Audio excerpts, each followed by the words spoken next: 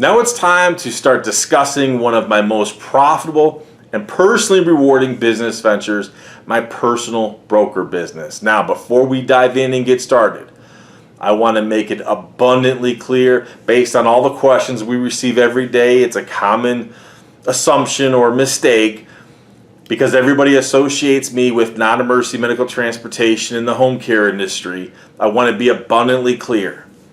My broker business has absolutely nothing, zero, zip, nada to do with Medicaid brokers. Although I fight the Medicaid brokers every day on behalf of my clients within the NEMT and home care space, I deal with no brokers, no Medicaid when it comes to my broker business. So I understand that the word broker or brokerage is a little bit misleading, a little bit of a play on words, but realistically, as I further discuss the particulars of my broker business, you're going to see I'm just that. I am a middleman. I'm a broker, which affords me great freedom, flexibility, creativity, and opportunity. So let's go ahead and dive in and discuss 4 key criteria.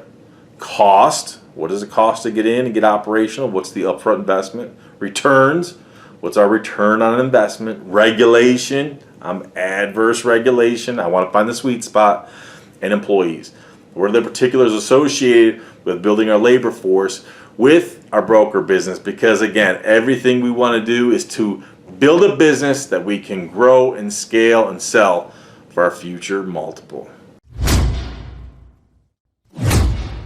Hello everyone, it's Joel Davis with the Best $1 Million Business, where our goal is to evaluate a host of different business opportunities so we can take those businesses, grow them, scale them, add it to our asset column. We want to make more money. We want to build freedom, financial independence. We want to fund our honeypot because one day that honeypot is going to fund us. So we want to build our businesses to sell them in the future at a multiple. Now let's go ahead and talk about the first criteria, cost. How much does it cost to start your own broker business? Now, I don't want to go into excessive detail or depth discussing things I've already covered in other videos. But it is important, especially for those of you who are new to me and this channel and this opportunity, that I do cover some historical background so you could better understand the context.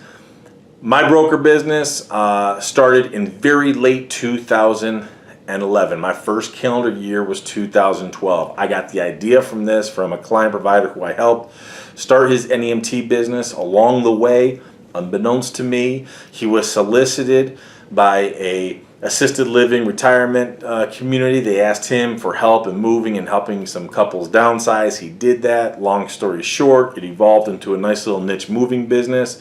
By the time he contacted me for help in building, growing, and merging these two businesses together, that's when I saw the opportunity. I saw the numbers that in 1 year time, now granted he was leveraging his NEMT as a platform to build this niche moving business, but in 1 year time I saw that he was taking home as much in 1 year with this niche moving business, operating part-time, as he was the money that he was making, taking home from his NEMT business. So needless to say, I saw the opportunity. I just knew that for me personally, for Joel Davis, in order for me to leverage and take advantage of this opportunity, I needed to transform it, transition it, and create it and package it in such a way that it is in alignment with my personal lifestyle, the time constraints, because at the time I was still very much involved in the NEMT industry, as I continue to be today, working with client providers around the country, things like that. So I knew that in order for me to take advantage of this,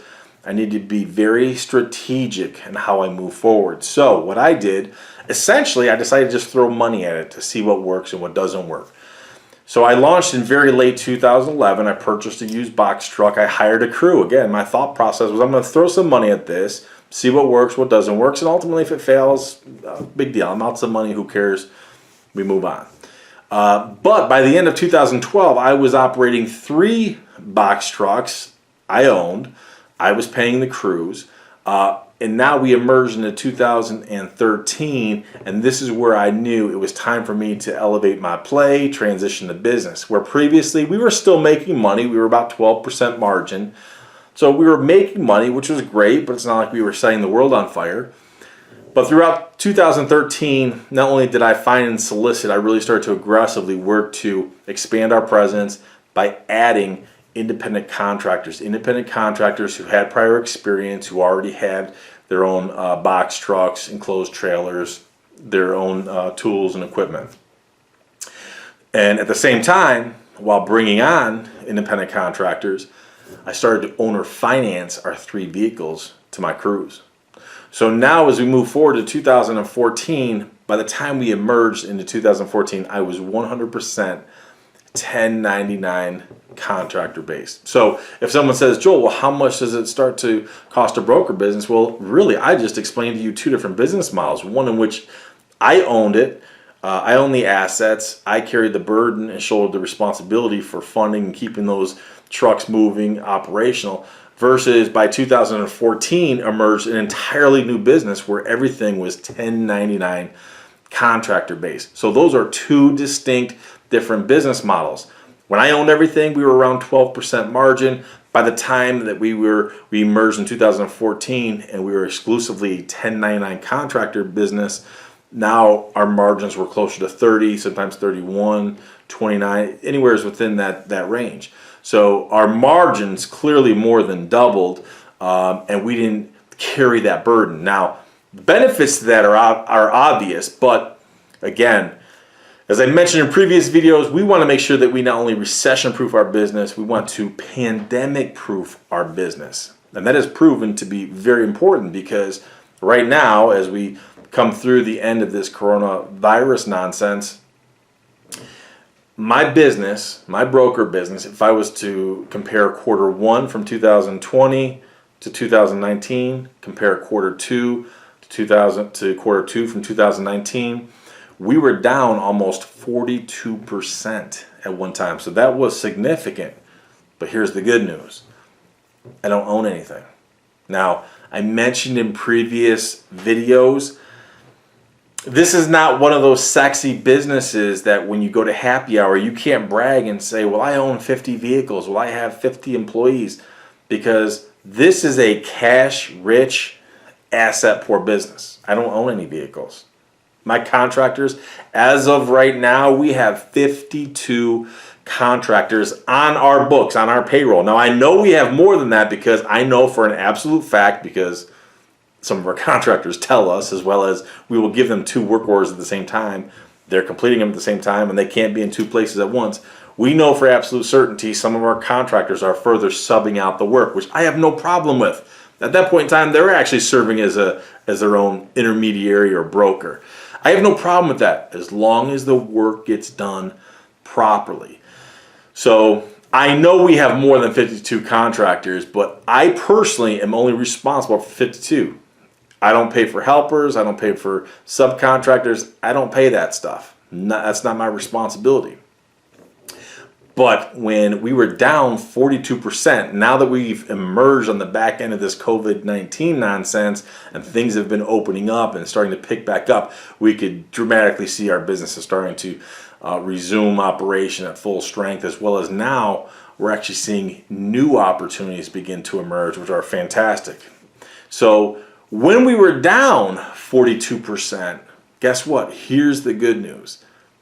I wasn't responsible or obligated for any of that. If you were involved in the non-emergency medical transportation business or any other business where you have assets, whether it be employees, whether it be literal vehicles, equipment, anything which you might have a lien or a loan on, guess what? You are obligated to that. You got to continue to pay that. You need to carry the financial burden for that. The good news is when I was down 42%, and again, I mentioned in a previous video, pick any number you want. I could be down 75%, whatever number you want. It doesn't matter because guess what? It doesn't cost me anything. As the broker who owns nothing but controls everything, all the money flows through us. So even if our business is down 50%, the 50% that is still active, all the money flows through us. We are guaranteed not to take a loss, number one. And number two, our expenditures do not include vehicles, insurance, maintenance, fuel, wear and tear, None of that. So it is a very unique business model that, again, I understand. If you're going to happy hour at 5 o'clock and you want to be with your crew, your boys, your girls, whatever, and you want to brag about your business, I get it. It doesn't sound sexy to say, I don't own 50 vehicles. I don't own 50 employees. I get it. It's just not sexy. But guess what? My bank account recovers pretty quick. So now that we know the actual cost for starting your broker business really isn't much depending on how you build your business. Now, by all means, if you actually want to start your business, and we do have a handful of licensees with youarethebroker.com who actually purchased a used box truck because they want to experience every facet of the business, that's fine. That's not a problem. I understand that. But the ultimate goal is to put you in a position where you are a 1099 contractor-based business. Why? Because that's what leads into our second criteria, return on investment. When you are a 1099 contractor-based business model, not only are your margins going to increase, because again, when I owned the vehicles, we were around 12% margin. By the time we were completely 1099 contractor-based, we always hovered close to around 30%. Last year, we finished in the high 28 percentages. So yeah, it's less than 30, but who cares? It was absolute pure profit. The other thing to consider is that now that this pandemic has hit, it's opened up my eyes to new opportunities. And that's one of the most beautiful things about this business is that because there's such limited regulation, it gives you absolute freedom and flexibility to find, identify, and pursue all different types of sources of revenue. Now, in other videos, I always mention about me personally as the fat man. I like to associate things with food. That's why I reference the buffet analogy. I put opportunities in front of you, and you decide what you want to go up and get. The same thing is true with your broker business. As you study my material, you're going to see there's different opportunities, different sources of revenue. When I first started my business, in going after what we thought were express moves, that's a great source of revenue for us. It's been very profitable for us year in and year out. But where I thought that was going to be the holy grail of this business, to my surprise, every single year systematically, our delivery work has exceeded our express moves.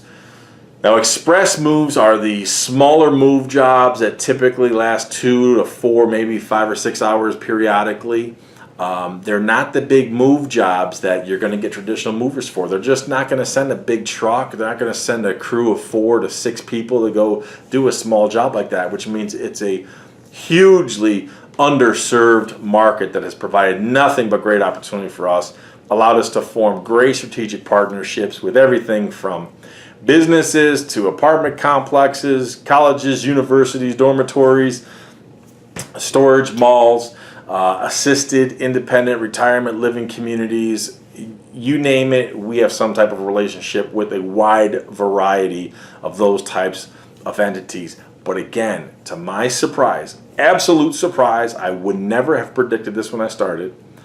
Our deliveries, B2B, B2C, out of retail stores, for some of our corporate clients, our deliveries has exceeded our annual sales. Now, again, this pandemic has thrown a kink in the system because this might be the first year where our express moves might actually exceed deliveries. I'm not sure. It's still still very much up for debate. I'm not sure what the over and under is on that bet, but because things are really starting to pick up now that the economy is opening up again. But the reason I mention that is if you watch some of my previous videos, I mentioned how last year we were being courted for a lengthy period of time by Home Advisor. Home Advisor is just a broker. All they do is broker leads, bottom line.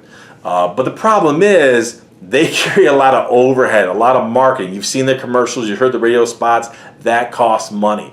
Therefore, their leads tend to be rather pricey, and that's why we stopped negotiations with them, because they saw the opportunity working with us and youarethebroker.com. But bottom line is they're very peculiar. The rates for their leads vary everywhere by location as well as industry. So there is not a lot of continuity. Plus, if you're going to be associated with our organization, youarethebroker.com, which is only continuing to grow, it was important that we establish some type of preferred pricing in addition to continuity. We just couldn't seem to make that happen, so we had to sever negotiations with Home Advisor. The irony is that because of this pandemic, a different, we'll call them broker, marketing broker, a different one has emerged and has been soliciting us. We're actually excited about them because we think that the pricing is much better and we have more control over the type of leads that we want. So what I did personally, because my personal broker business now, Joel Davis, I own my broker business 100% exclusively by me that operates in 5 states. YouAreTheBroker.com, that's different. I have business partners for that. That is completely different. My broker business, it puts a lot of money in my pocket. But at the same time, we also use it as a type of sandbox, if you will, to test what works and what doesn't work. So with that being said, this new marketing agency that provides leads, I'm investing a degree of money into that to see if it works. Because it looks like they have, especially because of this pandemic, has changed the landscape for a lot of different businesses.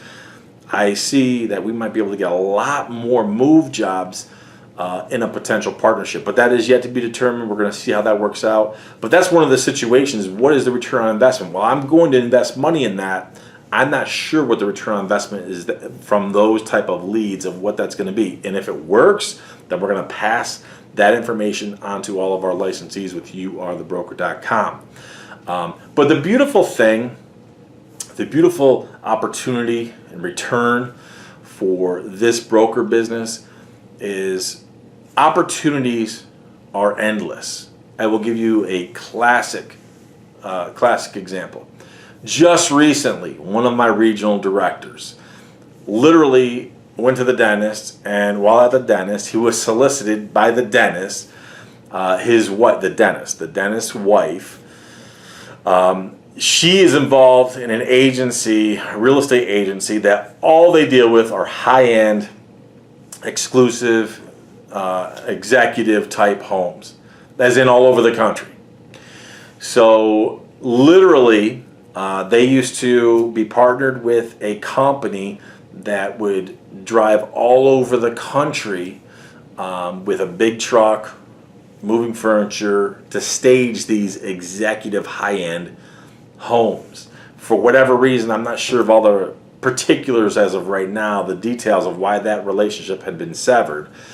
But this dentist and his wife solicited my RD to ask if we had guys that could literally, they're going to buy the truck, they're going to buy a 26-foot truck, and they literally want my guys as labor only to drive as far as from North Carolina to Dallas, as far north as New York, to all different points around the country to drive their truck. They're going to pay for the fuel and expenses, the lodging. They just want us to be strong backs. Drive the truck, be the strong backs, load, unload, help them stage these high-end homes. Now, this is just a crazy scenario, a crazy story that demonstrates a few things. It's kind of like that saying, luck is the corner where opportunity meets preparation, or something along those lines. You know the saying. Well, that's awesome, because we are in the position now to answer that call and take advantage of this. I have a handful of my contractors. They have their medical DOT card, so they could drive interstate. That's not a problem. They're going to own the truck. They're going to carry the insurance. We're just going to be the strong backs. So we're in a great position to take advantage of this now. And we're going to see the type of volume that we get, but it definitely looks like we're going to be moving forward. But again, this is the type of creativity and opportunity that could harvest a whole different return on investment that I didn't predict. I mean, look, I'm in New York. My broker business operates predominantly in North Carolina, South Carolina, Georgia, Tennessee, and Virginia. I'm in New York. My regional director was solicited by his dentist. I'm not there. I'm not on the scene. I don't know anything about this until my regional director calls me and tells me about this. What are my thoughts? How are we going to do this? How are we going to set it up? How do we want to handle it logistically? But the beautiful thing is, here is an opportunity that is going to be nothing but pure profit. Why? Because we are in the right place at the right time and we're well positioned. Now, granted, again, my business now has been operating for 9 years, which underscores this is a process. So for those of you who are starting your own broker business, is that an opportunity that you can go take advantage of tomorrow? Well, no, of course not. It's a process. Like any business, it's a process. And 9 years in, again, there's a reason why I now own my broker business longer than I own my own NEMT business. There's a reason why I've made more money with my broker business than I did my NEMT business. There's a reason why I have a greater labor force, as you will. Now, granted, they're not employees, they're all 1099, but there's a reason why I have a greater labor force with my broker business than I did my NEMT business. And a lot of them are associated with cost, return on investment, regulation, and the actual employee structure. 1099 contractors versus employees. So, Joel, what's the cost of starting your NEMT business, or your broker business? Well, not much. Joel, what's the return on investment? Well, that really depends on what you go up to the buffet and what you choose to select, because guess what? There's a wide variety of sources and opportunities that you could tap into. So your return on investment, again, I can't give you a dollar amount. Obviously, you know that, and I've mentioned this in some of my previous newsletters where I've shared my P&L, I've shared the 1099 from my contractors. If I have contractors who are making six figures, you know I'm making money. I would say overall, most of my contractors for doing standard deliveries, I'm going to give them a 70% cut, so a 70-30 split. Some will make a little bit more. Some I'll start them at less and work their way up. When we do express moves and some labor-only jobs, I'll pay them as much as 80%. Bottom line, I want to pay them more. I want them happy. I want them so that they never go away. There's a reason we have a growing labor force, if you will, who are all 1099 contractors. There's a reason why I have guys who've left full-time jobs after working with us only part-time, because they saw that in 1 week's time they make more with us than they do in 2 and 3 weeks working their full-time job. It's my responsibility to provide them with opportunity. I want them making as much money as possible. So it's not so much just my return on investment, it's also my contractors, because if they're making money, you 100% know, guaranteed, lock, stock, and barrel, I'm making money, because all money flows through me. We get paid first, then we pay our contractors. And it just so happens our contractors, they make a lot of money, not just from us, but in cash tips. So your contractors are going to make money two ways, from what you pay them each week, but also cash tips. Again, I have contractors, and you've seen it in my newsletters. I've shown you the 1099. I have contractors making six figures, which means you know they're making more than that when you also consider their cash tips. So Joel, how much does it cost to get started? Not a lot. Joel, how much money can you make? How much you want to make? Let's talk about our third important criteria, regulation. Again, I'm adverse to excessive regulation because regulation is common sense. Deregulation attracts opportunity, attracts money. I personally want to find the sweet spot in everything I do. Case in point, with specifically this broker business, over the years, not so much now, but over the years previously, I had been solicited multiple times to get involved in freight brokerage, and I never did, specifically because even as a freight broker doing interstate, you have to carry insurance for that, which right there was a deal killer for me. There were actually certain business opportunities that I had to not take advantage of at the time because it would have required me. People solicited us to do different types of work for them. One case in point, we were actually solicited to become a contractor to deliver mail, but the problem was we would have required us that all of our staff that would have been associated with that mail delivery contract had to be an employee. And I didn't need to do that. Why would I want to do that? My business model was operating great. Our growth was continuing to be robust. Our profit margins were great. And it was just so much more convenient with us not going the employee route. Now, some of you watching this, you may say, hey, I want to start this broker business. I may have a combination of employees, a combination of 1099. So be it. That may be feasible for you. You're going to find some opportunities that are unique to you, your location, your area, your community that I don't have in mind. And that's fine. That's not a problem. All I'm saying is, for me personally, based upon where I was every time I was solicited or presented with an opportunity, I never wanted to be involved with freight brokerage. Very competitive. Margins started to go down. You still had to carry insurance. The opportunity with the mail for us, I just wasn't in the position where I needed or wanted to go back down that employee route, because again, every person comprised that makes up our labor force is a 1099 contractor. Even our team of people who answer the phones for us on any given day, 7 days a week, barring Christmas or holiday, we have at least 2 people answering our phones at all time, and they're in different locations. So technically we can have up to 5 different people answer the phones, but realistically, we always have 2 different people answering 2 different lines, 2 different sections. We really, again, because I operate in a 5-state area, we're really kind of broken up into 2 different sections. But with that being said, even my staff that answers the phones, they're 1099 contractors, which works out great. And we really keep them on from about 10 to 5, because those are the best hours of operation that kind of mirror up when a lot of our retail customers are open, doing work for pickups and deliveries, things like that. So, but when it comes to regulation, I've mentioned this previously. In owning and operating my NEMT business, in working with NEMT providers across the country, working with them with regards to rules, regulations, whether it be from the state, the county, maybe they're working with Medicaid brokers, we're having to deal with that type of regulation.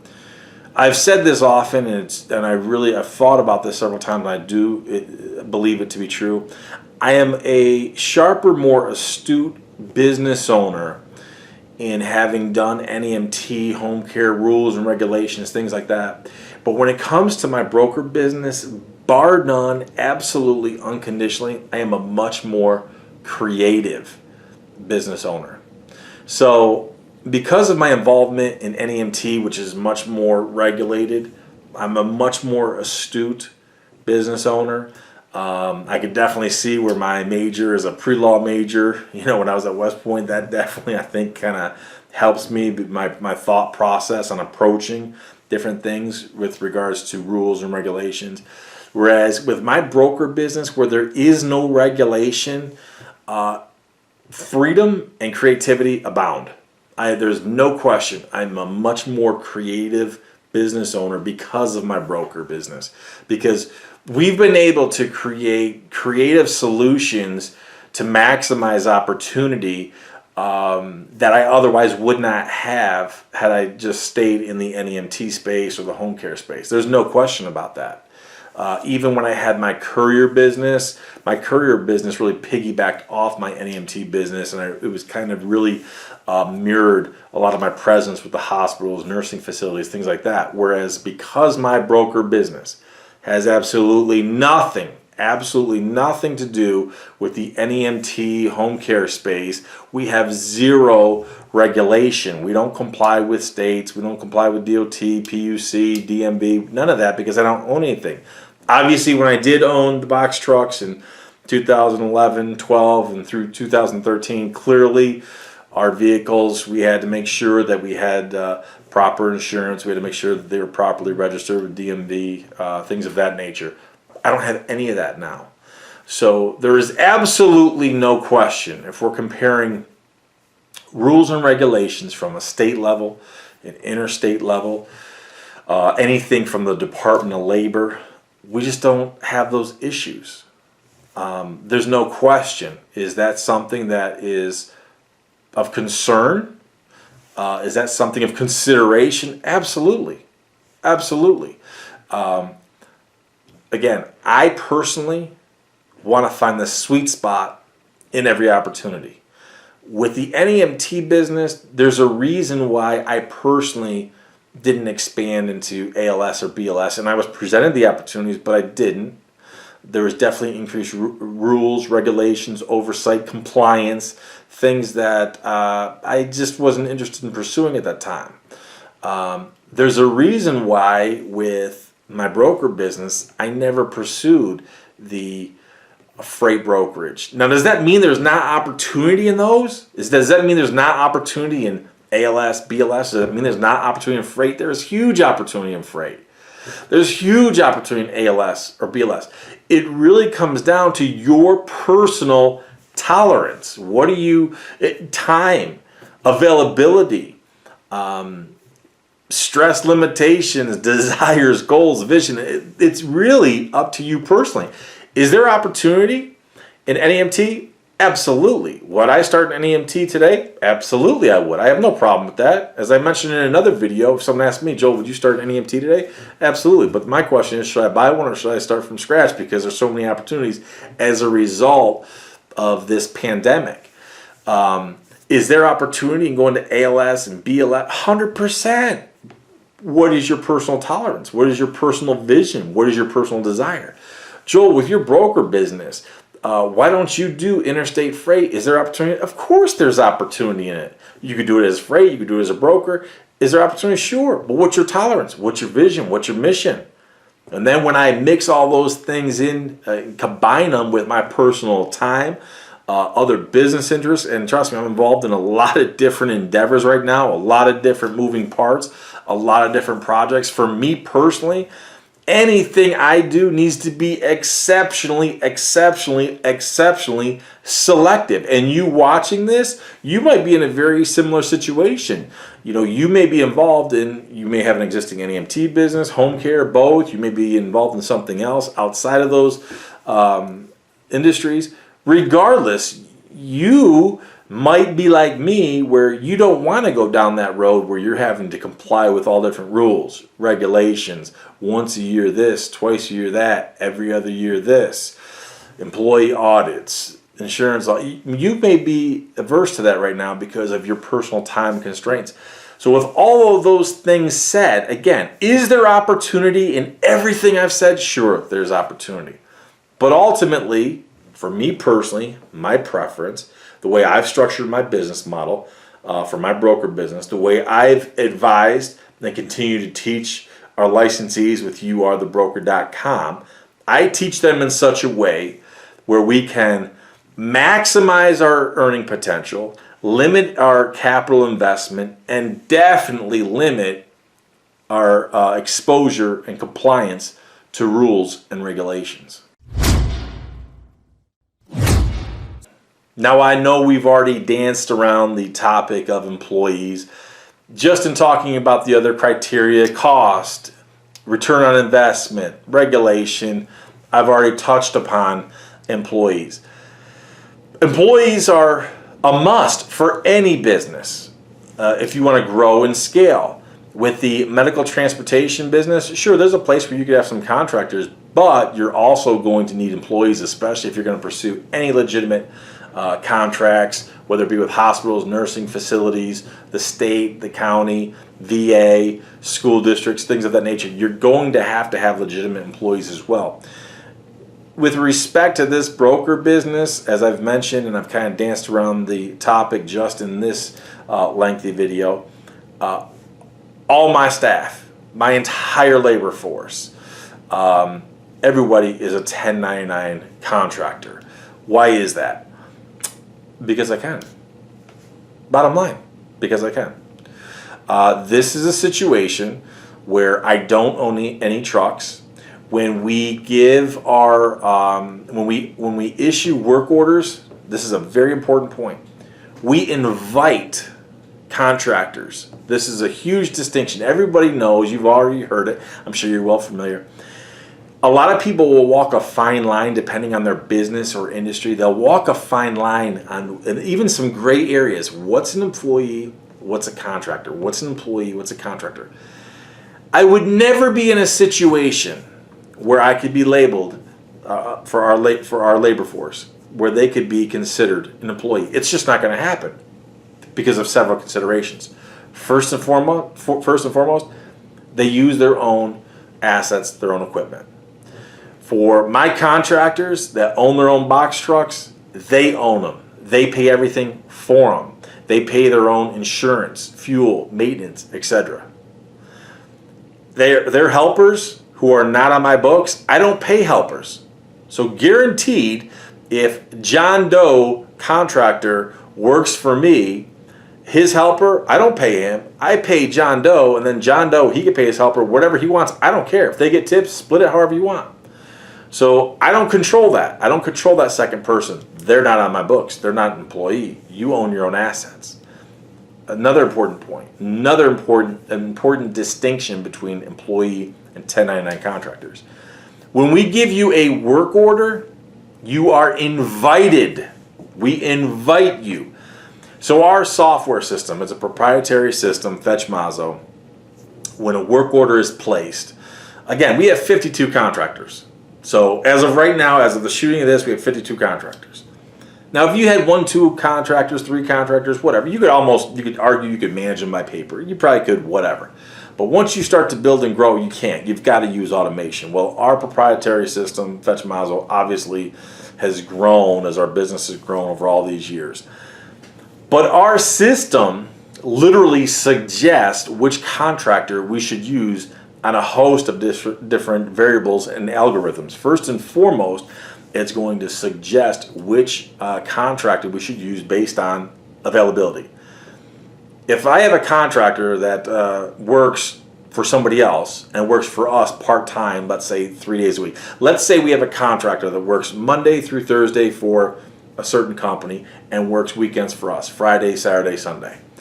If we get a work order on Tuesday, our system, Fetch Mazo, is not going to suggest that we use this contractor on Tuesday because he's not available. The system already knows because our contractor, the contractor's already gone in, told what days he's available when he's not. So the system is not going to suggest someone who's simply not available.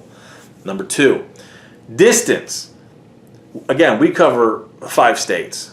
All right, and we're stronger in certain areas, non-existent in others. Again, this is a growing opportunity. I've been in this business for 9 years, and there's many, many areas, even within the states where we're strong, where we still haven't touched. Why? Time and capacity. We're still growing. It is what it is.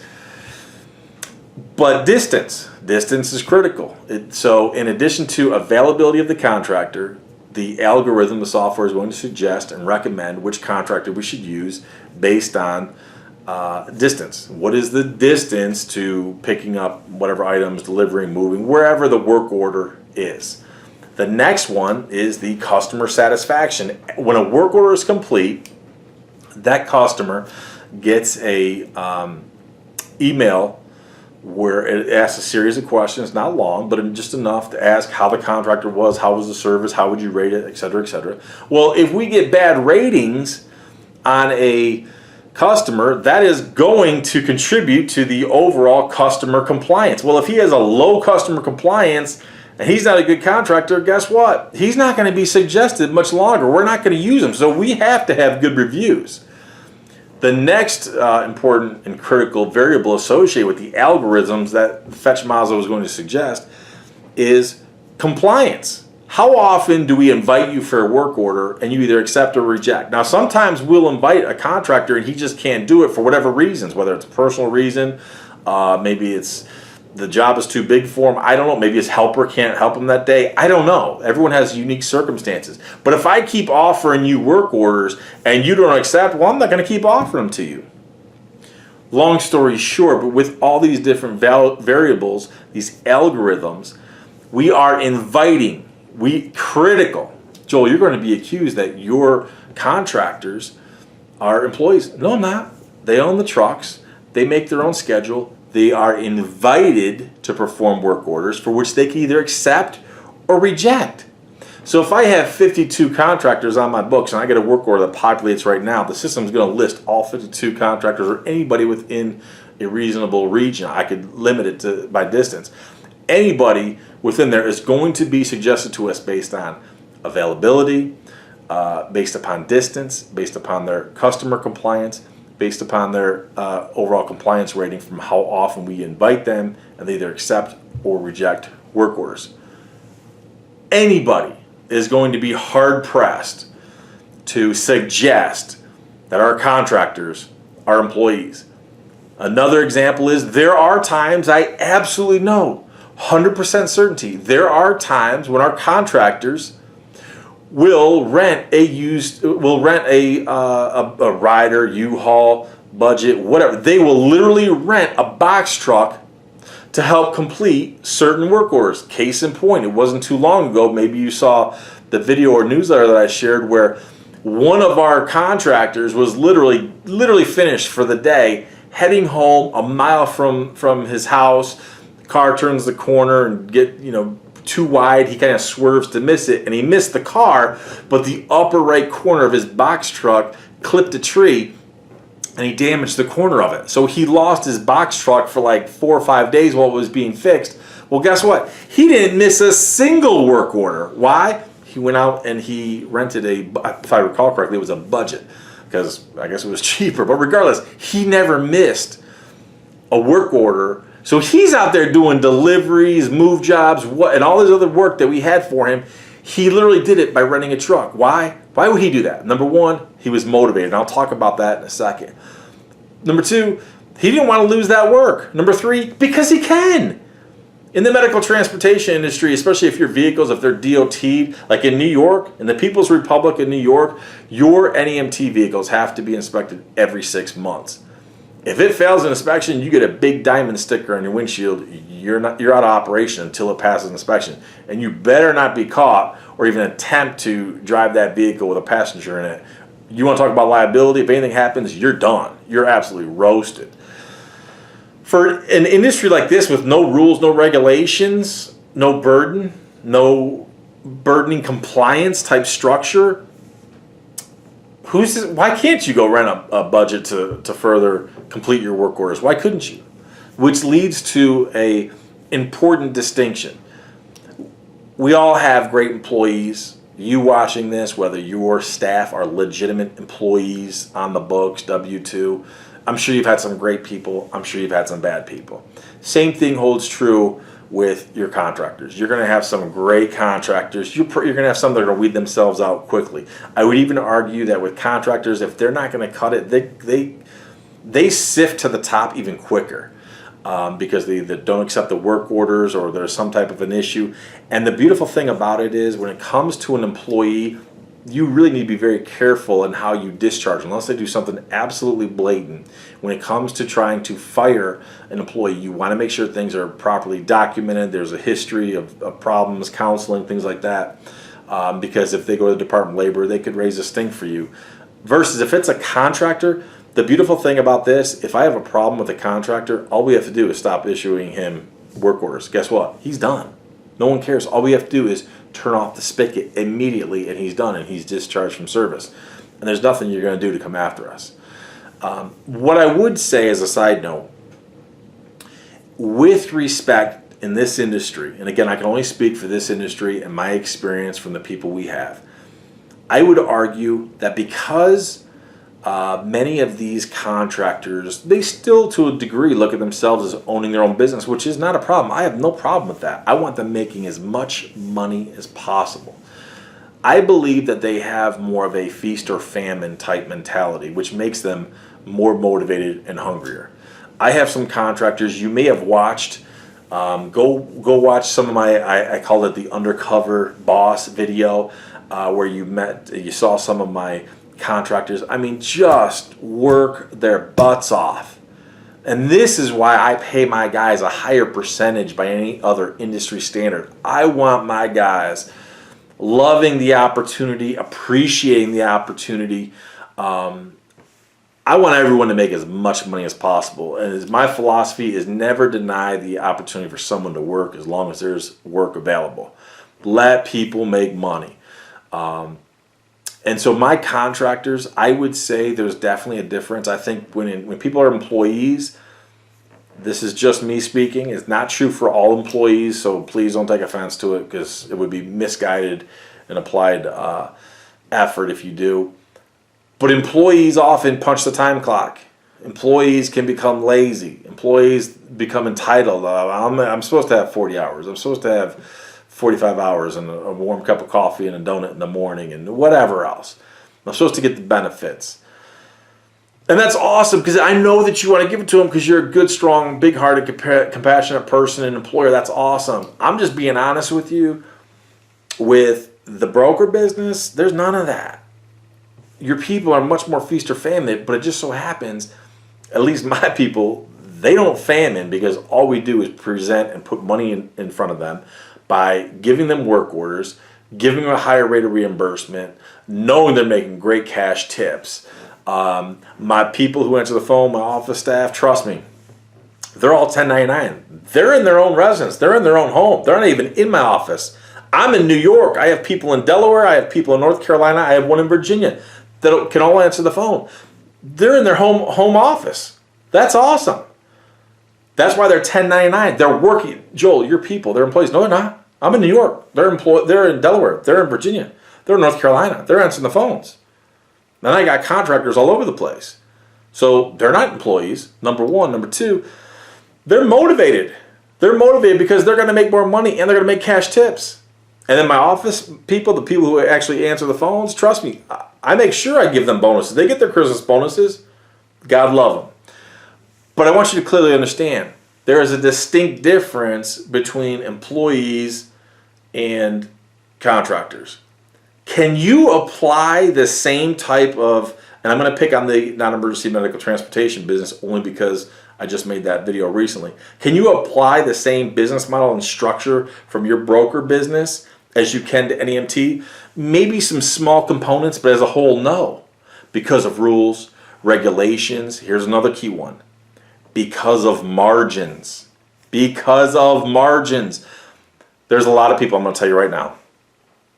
There's a lot of people who do NEMT broker work. They try to be a broker for the broker. They will sign up with Logistic Care, Southeast Trans, MTM. They will try to find their own independent contractors who have their own sedans or minivans. So these people will sign up with a broker and then further try to sub out to these other people, and they try to serve as an intermediary broker. You want to talk about slim margins? You want to talk about no stability? You want to talk about no future? There is zero future in that. There is zero future because realistically, you're going to be overtaken by AI. You're going to be overtaken by automated driverless cars. And your margins are so low. Your margins are so low. What do we want? We want our cake. We want to eat it too. Bottom line. We want the least amount of upfront cost. We want the greatest amount of return on investment. And with the return on investment, we want to guarantee our investment, as in we want the money to flow through us. If you are serving a broker in the non-emergency medical transportation industry, money doesn't through you first. You get the butt of it. You get the end of it. What do we want? We want the least amount of regulation. Any other business, any other industry, you got to consider the regulation. Obviously, with the broker business, regulation, non-existent. And then realistically, you got to say to yourself, do I want to deal with employees or do I want to deal with contractors? And there is absolutely no question that with this broker business model, from what I operate and what I teach people with youarethebroker.com, there is no question your labor force is 1099 contractors. Once again, everybody, I apologize for being so long-winded. You know I'm sorry, but I'm really not. All we did was scratch the surface, but I do hope that this video, although long-winded, in covering the 4 criteria: capital investment, cost; ROI, return on investment; your regulation, rules and regulations; and employee, your labor force. using those 4 criteria to evaluate this business opportunity. I hope it's further enlightened you. And if you are interested in starting your own broker business, definitely reach out to us. We look forward to the prospects of you joining our team. I really didn't go into detail talking about the history and the integration of youarethebroker.com. Definitely check out those other videos. There's a ton of them out there. But for those of you eager, hungry to move forward, do so. There is great opportunity. I know that this pandemic that we've emerged on the backside of has created a lot of problems for a lot of different businesses, a lot of different industries. Although my business at one point in time was down 42%, guess what? I lost no money. Sure, I didn't make as much money, but guess what? I had no expenses, no overhead burden, no obligations. Why? This is a cash-rich, asset-poor business. Your network, the network that you build, that is your net worth. Do it well, do it right, do it the way I advise you, and I promise you of only one thing. I'll see you at the top.